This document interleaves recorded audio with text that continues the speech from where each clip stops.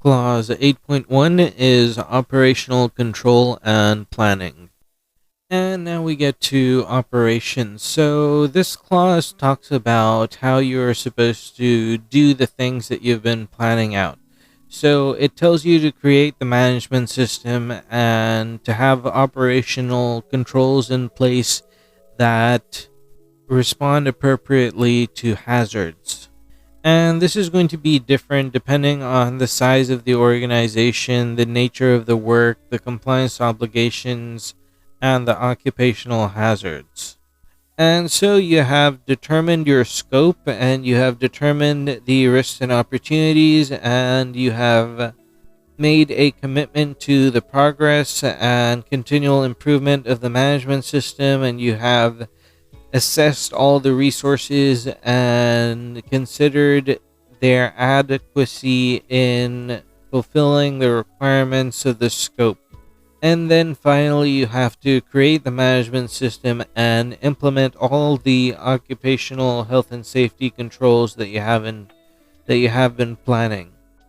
Changes have to take place in an organized and controlled way, and you have to ensure that the management system is running well, is going to be able to support its long-term goals and objectives, and you have to make sure that everybody who is involved in the management system knows what they have to do and are adequately trained and have all the necessary skills. Furthermore, you're going to have an overall policy that is going to guide all the objectives and all the further policies and all the individual goals and targets. Therefore, there should be a consistency within the whole process, within the whole management system, and it should work towards the strategic goals of the organization.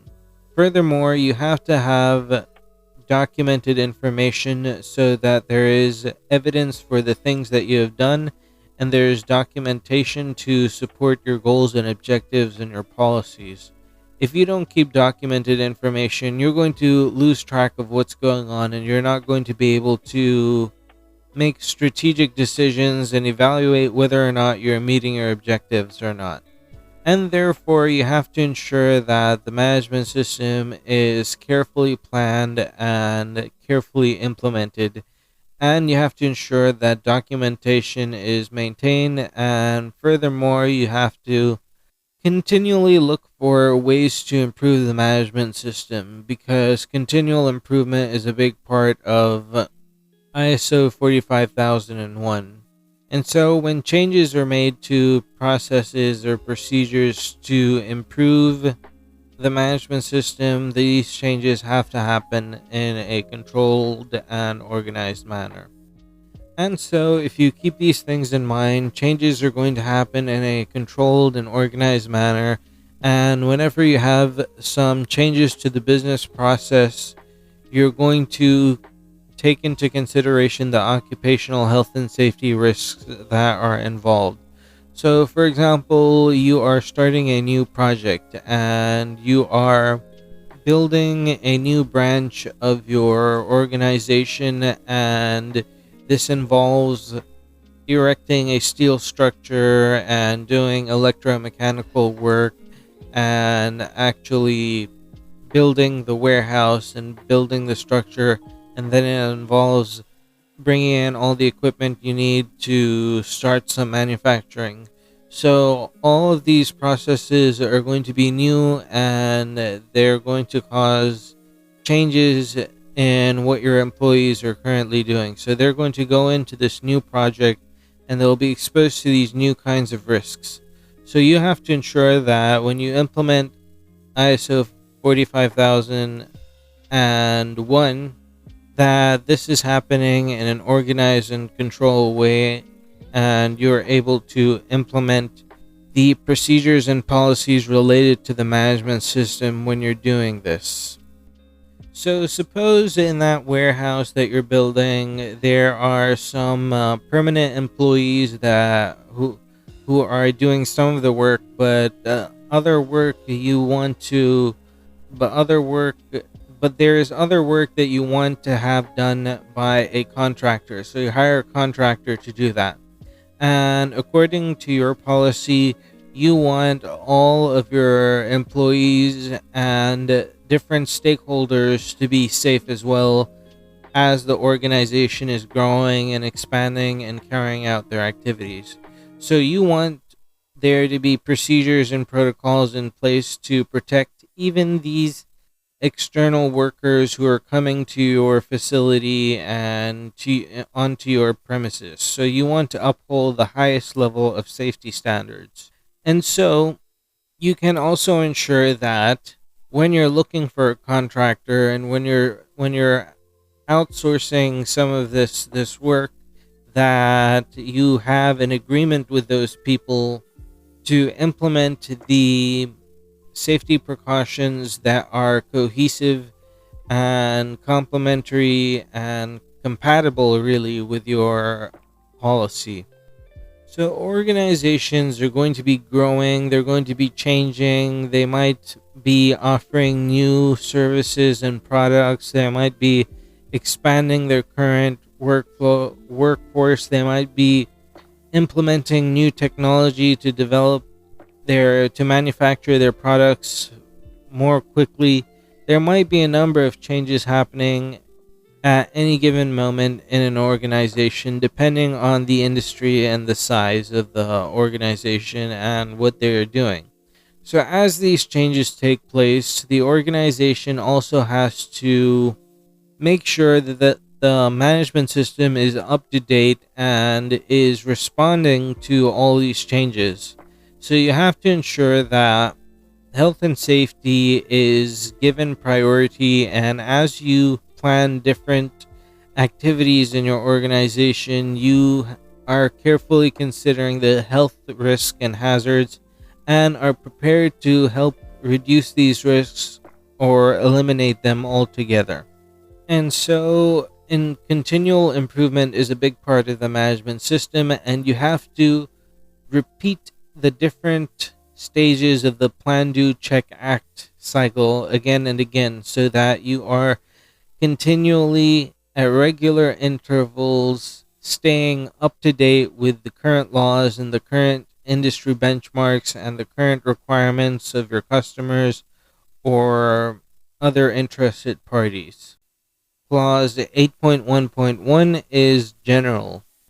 This subclause says that you have to create the appropriate required control processes that are going to allow you and enable you to meet your objectives. Therefore, all your activities in your management system has to be purposeful and it has to be relevant to accomplishing a task and reaching a goal and objective. And furthermore, this has to be backed by documentation, so you are aware of how this control is supporting your overall policies and meeting your objectives. Also, documentation will help you stay on the same track, and it'll help to stop you from deviating from your original goals and your original targets. Another example of change that might occur is a new employee joining your workforce and joining your team. So, this employee needs to be inducted into a training program. They need to be inducted into the organization, and so there has to be a procedure in place that is going to tell the employee all the health risks involved and what procedures and policies they have to follow and why and how to do it. And you also have to look at the employees' competence levels and keep documented information about all the things that are related to the management system, such as the employee certifications, the employees' training, and other qualifications, their experience they have. You can keep documented information about all of these things, and you can keep documented information about the role title and the various responsibilities that are associated with the job, and you can establish a criteria for what the job requires, what kind of qualifications and experience the job requires, and you can match that up with the qualifications and experience of the employee that you have designated to carry out the procedure and tasks. Clause 8.1.2 is eliminating hazards and reducing OH&S risks. This subclause says something that is very clear. It is almost like stating the obvious. You have to eliminate hazards and you have to reduce risks. So you have to come up with the activities and the processes and the strategies to eliminate or reduce the risk of hazards occurring, and this is the main purpose of your management system.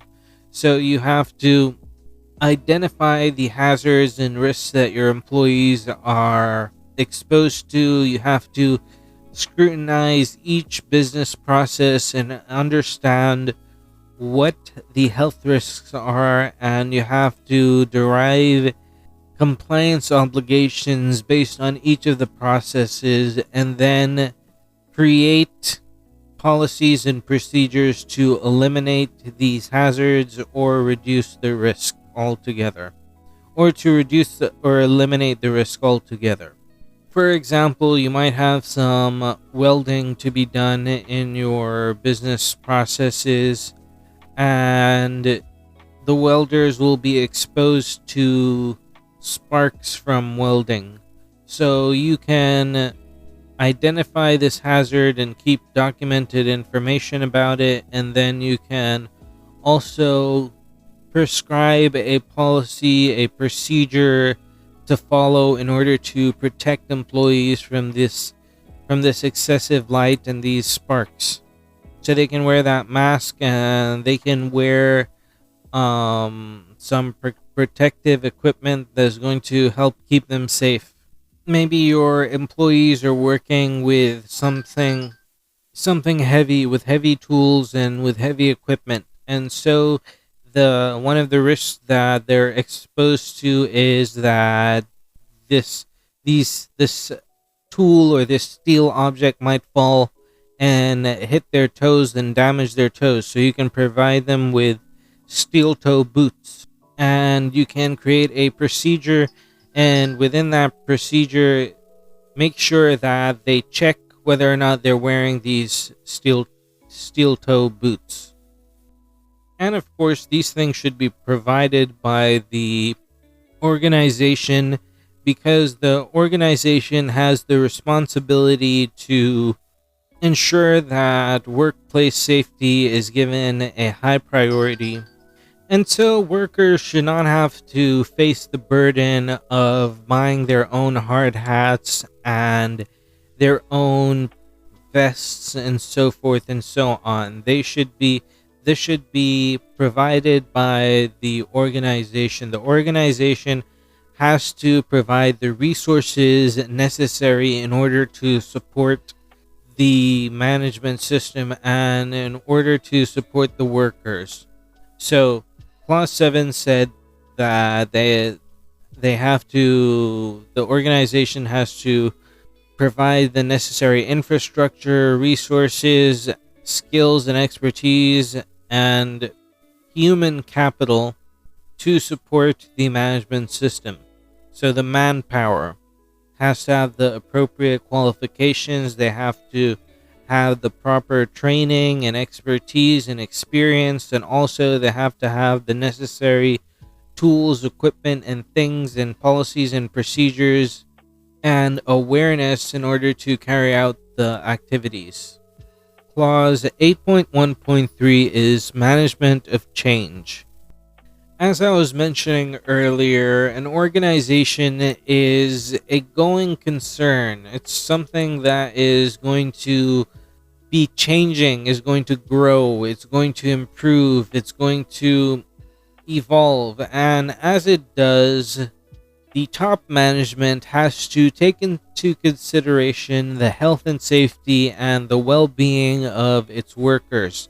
The top management has to consider what new risks are present as a result of some change that is taking place, and what they have to do in order to eliminate the risk or reduce it. And so you're not only going to be thinking about your budget. As top management, you're not only going to be thinking about how you can save money, how you can cut corners, how you can give a big return to your shareholders. In addition to that, you have to have a commitment to occupational health and safety, as stated in Clause 5. So you have to ensure that you're not cutting any corners, and whenever change is introduced into the organization, it's happening in a controlled and organized fashion, with the health and safety and well being of the employees being a paramount concern. And not only a concern, you have to ensure that top management has to ensure that they have implemented the appropriate controls in order to protect these workers. Now, changes can come from many directions. It can be as a result of new technology that is now being used in the manufacturing process. For example, you have a new way to apply cement, and is different than the old way. It doesn't require so much effort and work. And so this new technique of pouring the cement and using this different material is going to have another associated procedure that is going to look at the different health risks that are involved. Furthermore, you might be getting a new certificate. You might be getting a new certification or getting a new license, and this might have some specific health and safety guidelines and things that you have to do in order to be compliant. So, once again, this will result in a change in your activities in order to comply with the new changes, with the new requirements of whatever certification or license that you're trying to obtain. For example, it could be ISO 45001. This requires you to keep documented information, and it requires you to make a policy. So this is something that an organization, maybe it didn't do it before, so now it has to do it, so there's a change taking place. And when changes occur, they have to happen in a controlled and organized fashion. There might be some new laws that are coming into play. So, as stated in context of the organization, you have to remain up to speed when it comes to changes in the law. You have to plan continual improvement and make sure that you continually review the laws, and you also have to plan your communication and make sure that you're in communication with the necessary interested parties in the government or the right officials, so that you can meet the legal requirements and obligations. And so it can be said that change is a very good thing. It is necessary for the organization to grow, to stay updated with the latest technology, to implement industry best safety practices, and to listen to the employees and to other interested parties, and to look for ways to improve the health and safety of the organization. And not only is change good, but it is necessary. If the organization wants to grow and expand, which is a common business objective for many organizations, then there are going to be changes occurring. And these changes have to have occupational health and safety as a priority. Occupational health and safety and the well-being of the workers is not going to be in the back seat, and it's not going to be something that is not important during the process of change. Just because change is occurring, it doesn't give the organization an excuse to slack off on their health and safety requirements. On the contrary, they have to be more focused on ensuring that the change is happening safely, because there might be some unknown circumstances or some unknown outcomes or hazards. So when change is taking place, the top management should be on the lookout for new hazards. They should scrutinize those different situations and look for ways they can improve the health and safety and protect the well being of the organization's workers and employees. Clause 8.1.4 is procurement. Clause 8.1.4.1 is once again procurement.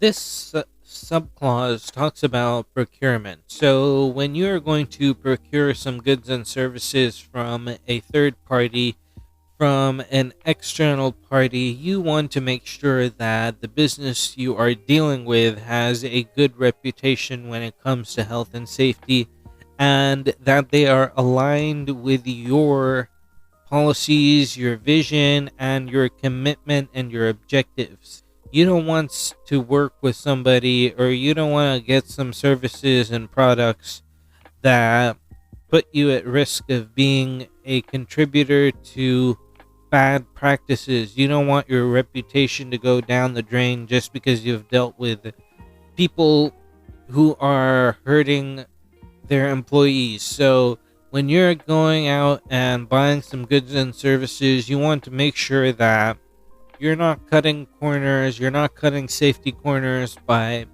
just getting goods and services at a cheap price, even though it comes at the cost of the health and safety of the employees of your supplier. And therefore, you have to make sure that your scope is well crafted and you include all the necessary items, the necessary objectives in your scope. So, top management has to have a commitment to protecting the health and safety of employees, and also it has to be committed to a point in which they look at their activities from a more holistic perspective, and they think about how their actions and the activities of the organization has an impact on the health and safety of workers, of different stakeholders. And so they want to select business partners who are in line with their values, with their strategic direction. And so when the organization does this, is going to have a more holistic perspective, and it's really going to scrutinize the impact of its actions and how it affects workers. Not just the workers directly under their control and working on site, but it's also going to take into consideration the kinds of business partners that the organization has. So, top management's commitment to health and safety has to be at a very high level.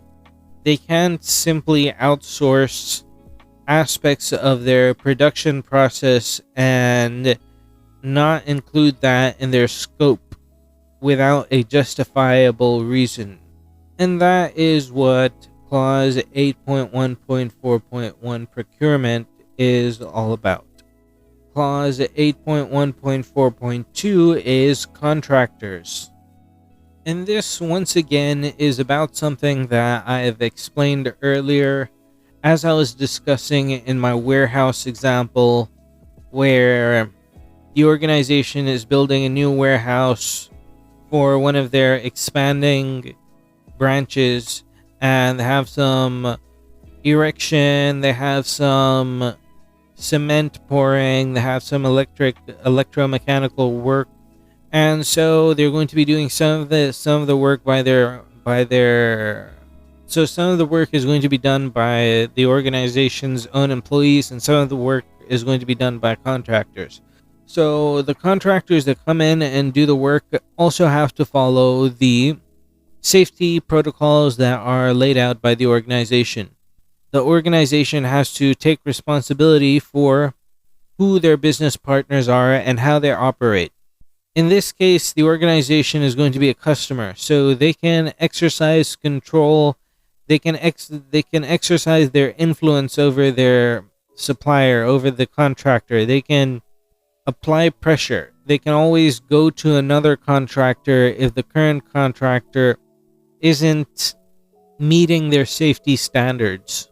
And so, when working with contractors, the organization has to continue to monitor the situation and consider the health and safety risks that are present in the working environment, and they have to figure out how they can reduce these risks and how the contractors can perform the work in compliance with their requirements and obligations. And so the organization has to operate in a way that is strategic. They have to create a policy, and based on that policy, they're going to coordinate all of their actions. So suppose that in the health and safety policy, it says that the organization is committed to health and safety of the workers and the health and safety of the workers, of the contractors and goods and services, the safety of the contractors that the organization hires, and the health and safety of the products and services. Right? So if they've included this in their scope, if they've included contractors in their scope, when they're looking for a business partner, when they're carrying out their activities that are relevant to the organization, they're going to be thinking about what type of health hazards the employees are exposed to. And they're going to be looking for partners that allow the workers to be protected. So they might look for contractors who are also ISO 45001 compliant, or they might give a set of requirements to the contractors listing the possible hazards that are in place and listing how the contractor has to mitigate these and how they have to approach these, so that it is in line with the company, the main organization's policies and procedures and their strategic direction.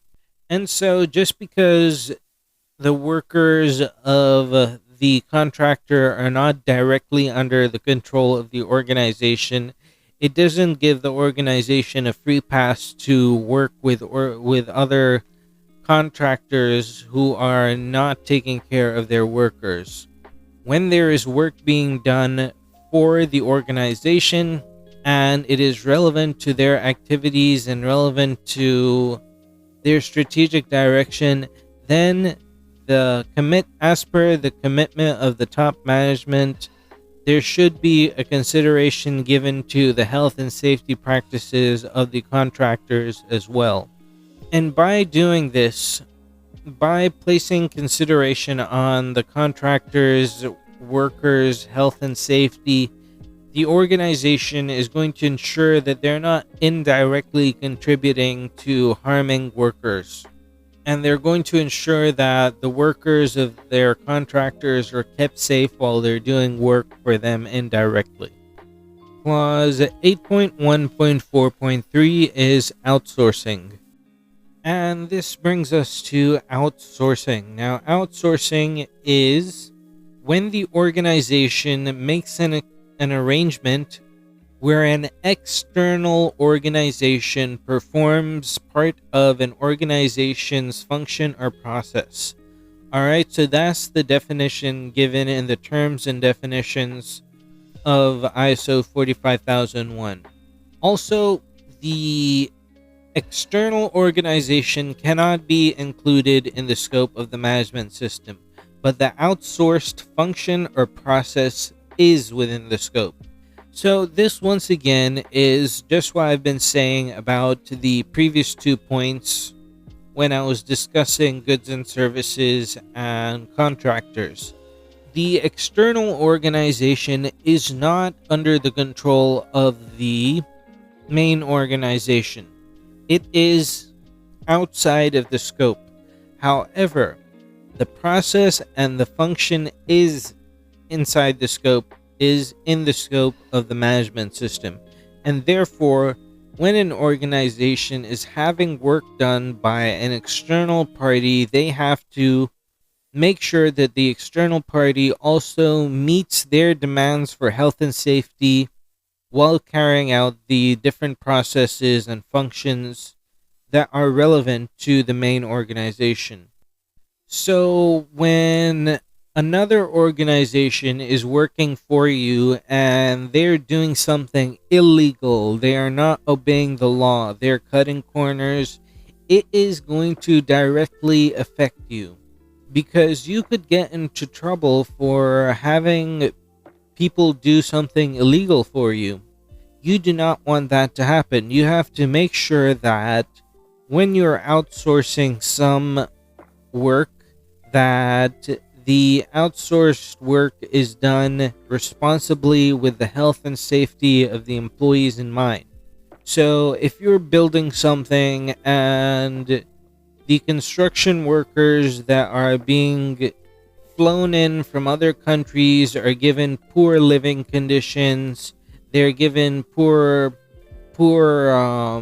health and safety equipment, they're given unreasonable working hours, and they're coming to your premises and building your warehouse or building whatever infrastructure you want them to build, you cannot simply go like, that's none of my business and that's the responsibility of that other company.